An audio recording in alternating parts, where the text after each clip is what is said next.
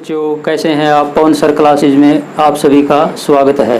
तो देखिए बच्चों, आज हम करेंगे एक्सरसाइज 1.3 यानी कि 1.3 का क्वेश्चन नंबर 1। पहला क्वेश्चन क्या दिया हुआ है, सिद्ध करो कि वर्गमूल 5 एक अप्रिमेय संख्या है।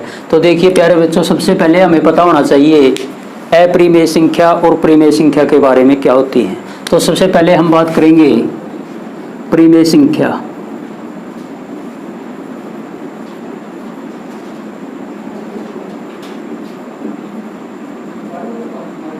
परिमेय संख्या को रेशनल नंबर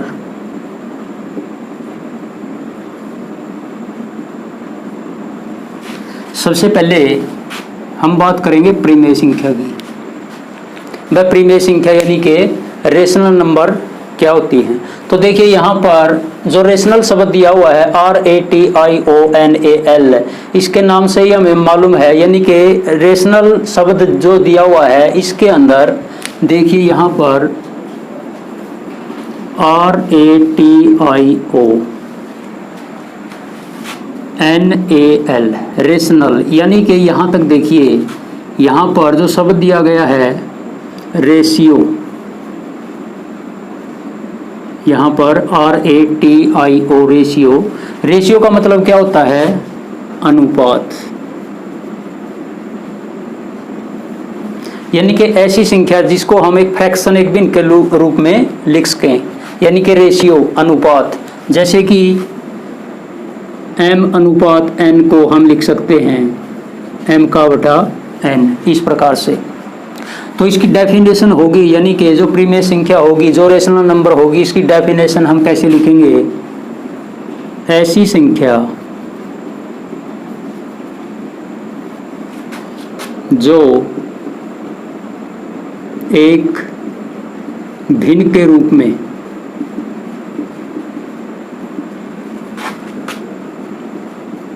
लिखी जा सके।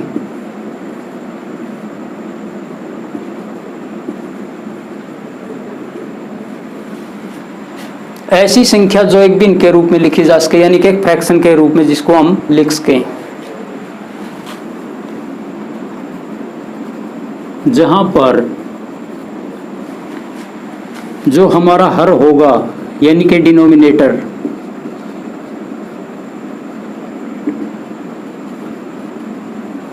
जो कि ये जहाँ पर हर जो कि डिनोमिनेटर होगा वो क्या होना चाहिए, यानी कि जैसे हम इंटीजर लेंगे आगे q = जैसे 0, यानी कि अगर हम डिनोमिनेटर को q से रिप्रेजेंट करें तो यहाँ पर हमारा जो q होगा वो 0 के बराबर नहीं होना चाहिए। तो देखिए यहाँ पर ऐसी संख्या जो एक भिन्न के रूप में लिखी जा सके, जहाँ पर हर है जो डिनोमिनेटर, वो जैसे यहाँ पर हमने एक इंटीजर लिया q, वो बराबर नहीं होना चाहिए 0 के। तो देखिए यहाँ पर सबसे पहले हम इसको थोड़ा बेसिक से लेते हैं, परिमेय संख्या को। वह परिमेय संख्या कैसे होती हैं और कौन कौन सी होती हैं। जैसे हम यहाँ पर कुछ संख्याएं लिखेंगे, जैसे देखिए वर्गमूल 2, वर्गमूल 3, वर्गमूल 4, 5, यहाँ पर 6, यहाँ पर 7, 8 और यहाँ पर 9। इस प्रकार से कुछ संख्याएं हमने ली, कुछ नंबर्स लिए। अब देखिए यहाँ पर इनमें से हमें परिमेय संख्या फाइंड आउट करनी है। परिमेय संख्या कौन सी है, अगर हम यहाँ ध्यान से देखें, देखिए यहाँ पर वर्गमूल 4 का वर्गमूल 2 होता है। इसके बाद हम बात करें वर्गमूल 9 की, तो यहाँ पर देखिए वर्गमूल 9, यानी कि 9 का वर्गमूल होता है 3। इसके बाद वर्गमूल 2, वर्गमूल 3, वर्गमूल 5, वर्गमूल 6 और वर्गमूल 8, ये हैं अप्रिमेय संख्याएं। अब देखिए इसको थोड़ा समझते हैं हम 2 और 3 को। जैसे देखिए यहाँ पर कोई संख्या ली है हमने, जैसे यहाँ पर 2 और एक यहाँ पर 3, यानी कि 4 का वर्गमूल 2 और 9 का वर्गमूल 3। हम 2 को 2/1 लिख सकते हैं और 3 को 3/1, यानी कि एक फ्रैक्शन के रूप में इसको लिख सकते हैं। तो ये एक यानी कि परिमेय संख्या है 2 और 3।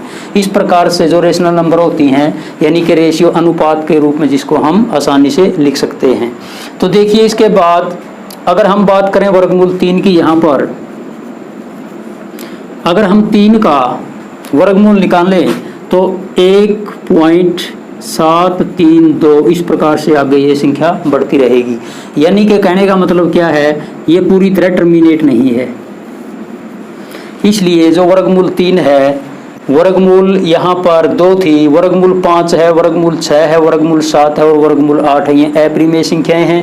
और जो प्रिमेय संख्या हमारी, हमने कुछ संख्याएं लिखी थी, 4 का वर्गमूल 2 होता है, 9 का वर्गमूल यानी कि 3 होता है। जैसे हम किसी संख्या का यहाँ पर एक संख्या लेते हैं, जैसे हमने यहाँ पर एक संख्या लिखी 27, यहाँ पर क्या दिया हुआ है, 27 का क्या दिया हुआ है यहाँ पर घनमूल यानी कि क्यूब रूट। अगर हम इसकी बात करें, 27 का जो घनमूल होता है 3 होता है। अगर हम इस संख्या की बात करें तो ये एक क्या हुई, एक प्रिमेय संख्या, एक रेशनल नंबर है। तो इस प्रकार से कोई भी संख्या ले, जैसे हम एक संख्या 64 लेते हैं और इसका हम क्या करते हैं, क्यूब रूट करते हैं, तो कितना आएगा, 64 का घनमूल यानी कि 4 होता है।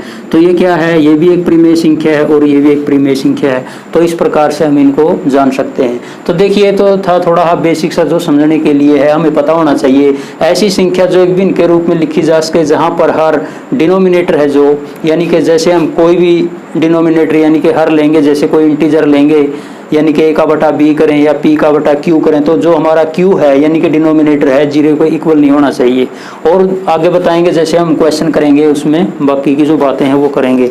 अब इसके बाद देखिए यहाँ पर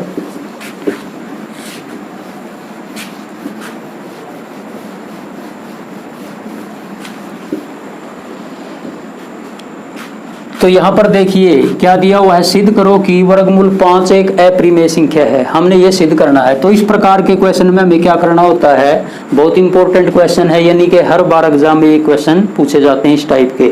तो देखिए यहाँ पर हमने क्या प्रूव करना है, सिद्ध करो कि वर्गमूल 5 एक अप्रिमेय संख्या है। यहाँ पर क्या सिद्ध करना है, अप्रिमेय संख्या। तो इस प्रकार के क्वेश्चन में हमने इसका अपोजिट मानना है, यानी कि इसका विपरीत, इसको प्रिमेय संख्या मान लेते हैं। माना वर्गमूल 5 एक प्रिमेय संख्या है, इसका अपोजिट प्रिमेय संख्या है, ये हम एज्यूम कर लेते हैं, मान लेते हैं। माना वर्गमूल 5 एक प्रिमेय संख्या है।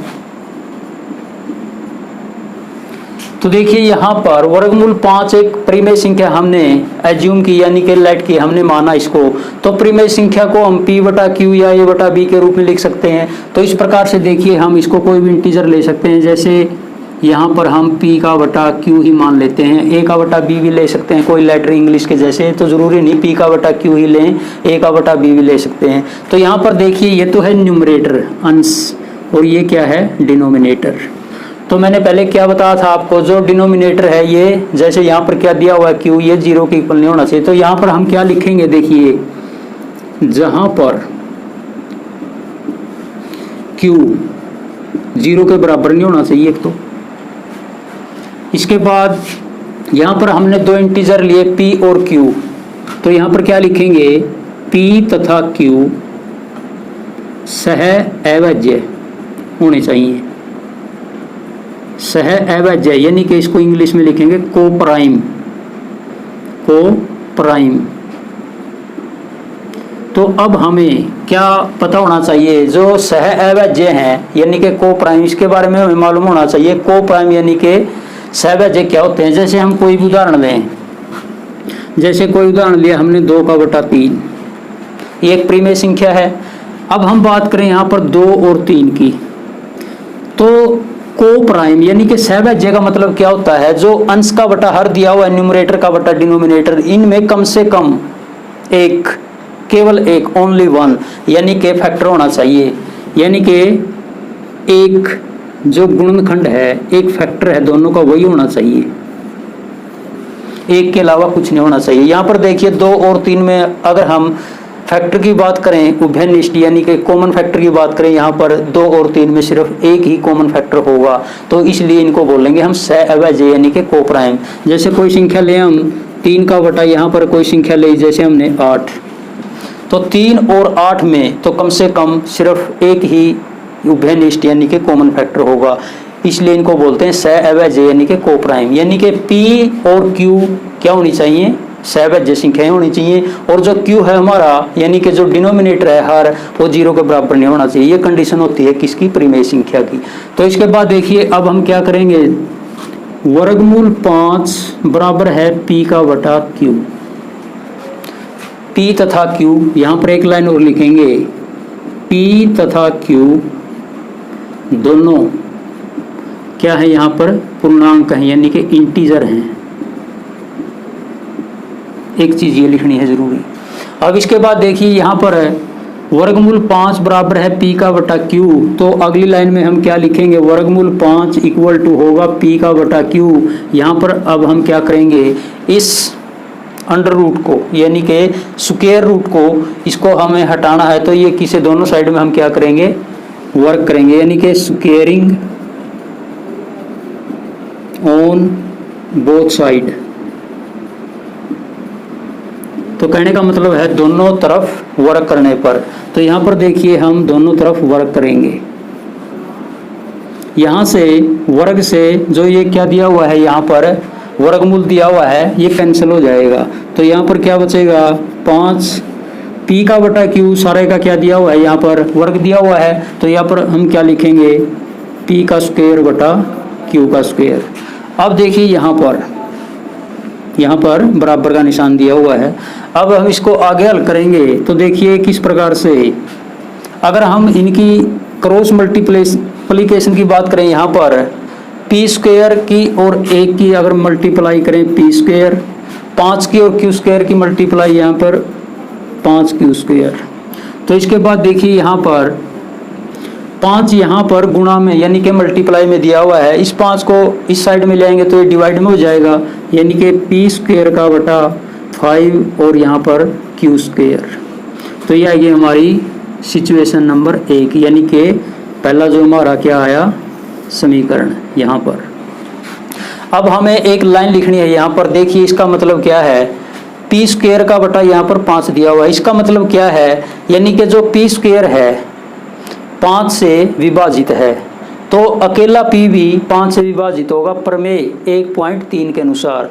तो देखिए इसको समझने के लिए थोड़ा मैं अलग से बताऊंगा आपको। जैसे यहाँ पर कोई संख्या लेते हैं हम, जैसे 5 का स्क्वायर बटे 5, इसको समझने के लिए भाई इसका क्या मतलब होता है, अगर हम इसको 5 गुणा 5 लिखें और बटा 5 करें, तो यानी कि 5 से ये भी 5 डिवाइड है और 5 से ये भी 5 डिवाइड है। तो इसका कहने का मतलब क्या है, P स्क्वायर 5 से विभाजित है, तो हम यहाँ पर एक लाइन लिखेंगे, P स्क्वायर 5 से विभाजित है, तो अकेला P है, नहीं P भी 5 से विभाजित होगा। और यहाँ पर क्या लिखेंगे ब्रैकेट में, प्रमेय यानी कि थ्योरम, किसके अनुसार, 1.3 के अनुसार। तो ये लाइन लिखनी बहुत ज़रूरी है। तो देखिए यहाँ पर जो हमारा समीकरण इक्वेशन नंबर 1 आई, यानी कि सिचुएशन स्थिति नंबर 1 है, P स्क्वायर का बटा 5 इक्वल टू Q स्क्वायर दिया हुआ है। तो इसका मतलब क्या है, P स्क्वायर 5 से विभाजित है, तो P भी 5 से विभाजित होगा। तो किसके अनुसार होगा, प्रमेय 1.3 के अनुसार। तो ये हमारा क्या थी, इक्वेशन नंबर 1। अब इसके बाद देखिए अब हम क्या करेंगे आगे,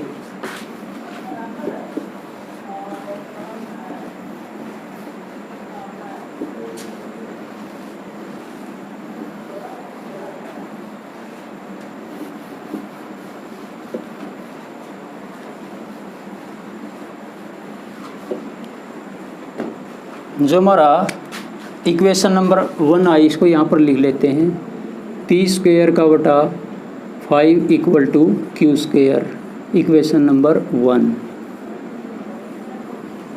अब देखिए इसके बाद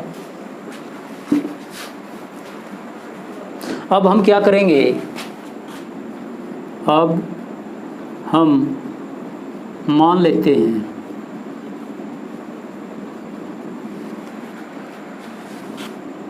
P बराबर है, यहाँ पर देखिए P बराबर है, यहाँ पर P स्क्वायर 5 से डिविजिबल है, यानी कि 5 से विभाजित है। तो यहाँ पर P की वैल्यू को एक दूसरा इंटीजर, दूसरा पूर्णांक मान लेते हैं। यहाँ पर जैसे हमने 5C मान लिया, ज़रूरी नहीं यहाँ पर C लें, M ले सकते हैं, K ले सकते हैं, यानी कि इंग्लिश का कोई भी लेटर ले सकते हैं। तो यहाँ पर जैसे हमने P बराबर है 5C, यानी कि एक पूर्णांक, लिया।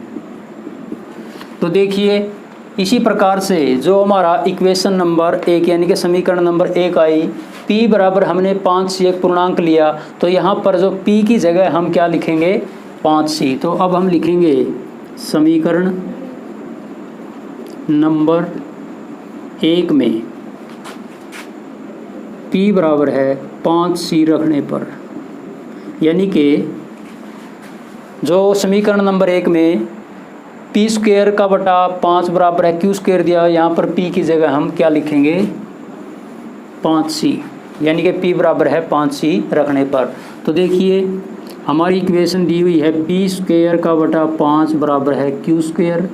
तो अब हम क्या करेंगे, यहाँ पर जो हमने लेट किया, माना एज्यूम किया p बराबर है 5c, तो यहाँ पर p की जगह हम लिखेंगे 5c का स्क्वायर और इसको क्या करेंगे 5 से यहाँ पर विभाजित है, ये बराबर है क्यू स्क्वायर। तो इसके बाद देखिए 5c का स्क्वायर यानी कि 25c स्क्वायर बटे 5 इक्वल होगा क्यू स्क्वायर के। तो यहाँ पर देखिए यहाँ पर मल्टीप्लाई है, तो 25 को 5 से कैंसिल करेंगे तो 5, तो हमारा यहाँ पर क्या आया 5c स्क्वायर बराबर है क्यू स्क्वायर। तो देखिए प्यारे बच्चों यहाँ पर 5c स्क्वायर बराबर है क्यू स्क्वायर। अब हम क्या करेंगे, इस 5 को जो मल्टीप्लाई में दिया हुआ है इस साइड में यानी कि क्यू स्क्वायर के नीचे लाएंगे, तो यहाँ पर ये हो जाएगा c स्क्वायर बराबर है क्यू स्क्वायर, और जो ये 5 मल्टीप्लाई में था ये डिवाइड में चला जाएगा। तो यहाँ पर देखिए ये जो समीकरण बना, ये समीकरण हमारा आया नंबर 2। अब उसी तरह से यहाँ पर देखिए क्यू स्क्वायर के नीचे यहाँ पर 5 दिया हुआ है, यानी कि अब हम क्या लिखेंगे, यहाँ पर क्यू स्क्वायर 5 से विभाजित है,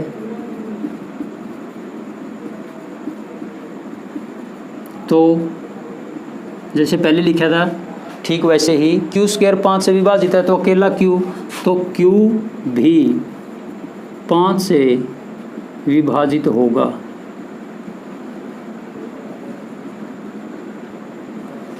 और यहाँ पर क्या लिखेंगे, प्रमेय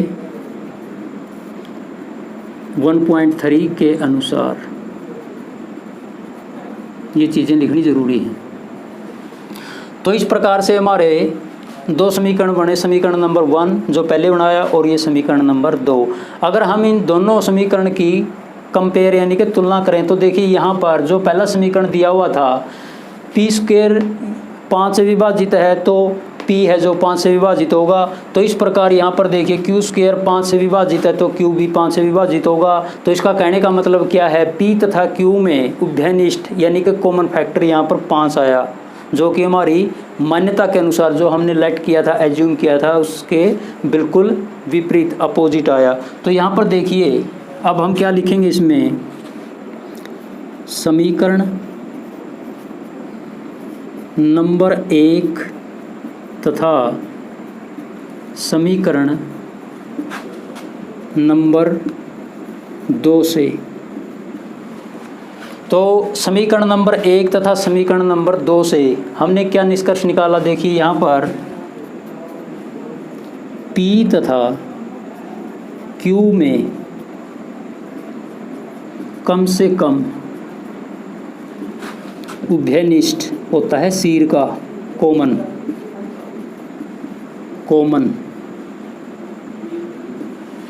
P तथा Q में कम से कम उभयनिष्ठ यानी कि कॉमन जो फैक्टर है गुणनखंड 5 है जो हमने अभी निकाला है। तो P तथा Q में कम से कम उभयनिष्ठ यानी कि कॉमन फैक्टर क्या आया 5, और होना क्या चाहिए था, जैसे P बटा Q में P तथा Q क्या होनी चाहिए थी, सहभाज्य को प्राइम होनी चाहिए थी, उनमें कम से कम सिर्फ एक ही उभयनिष्ठ यानी कि कॉमन फैक्टर होना चाहिए था, जो कि हमारी मान्यता के बिल्कुल अपोजिट आया यानी कि उल्टा आया। तो इस प्रकार से देखिए अब हम आगे इसमें क्या लिखेंगे, इतना करने के बाद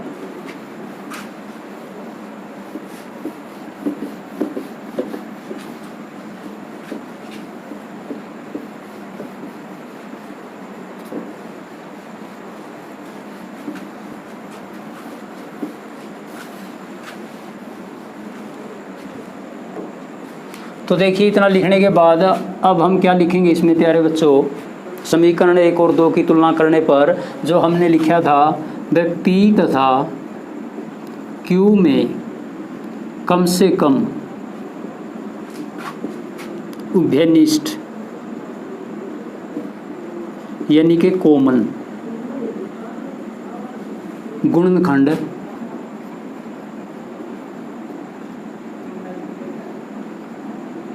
पाँच है, परंतु P तथा Q हमारी मान्यता के अनुसार, हमारी मान्यता के अनुसार क्या होनी चाहिए, सहवज्य, सहवज्य यानी कि कोप्राइम होनी चाहिए।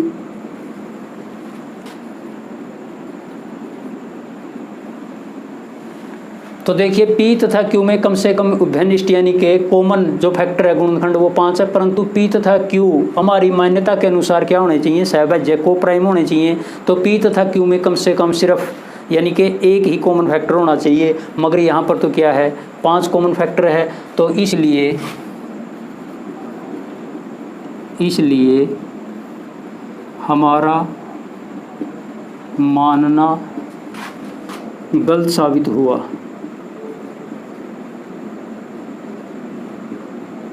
हमारा मानना गलत साबित हुआ,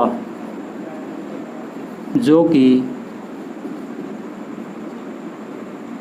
यहाँ पर एक विरोधाभास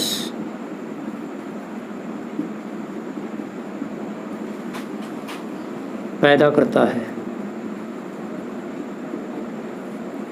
एक विरोधाभास यानी कि कॉन्ट्रडिक्शन, एक विरोधाभास पैदा करता है। यानी कि विरोधाभास का मतलब क्या है, हमने मान्य कुछ और था और हमारा जो लास्ट में रिजल्ट आया वो कुछ और आया, यानी कि दोनों सिचुएशन हमारी अपोजिट आई।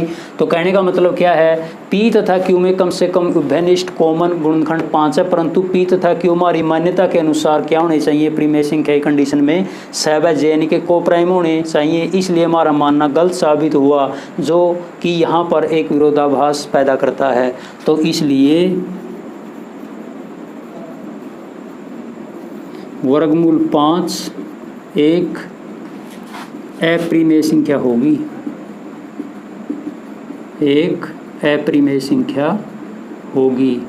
तो इस प्रकार से इस क्वेश्चन को हम हल कर सकते हैं। तो प्यारे बच्चों, इस प्रकार का अगर कोई भी क्वेश्चन मिले आपको तो इसी प्रकार से आपको हल करना है।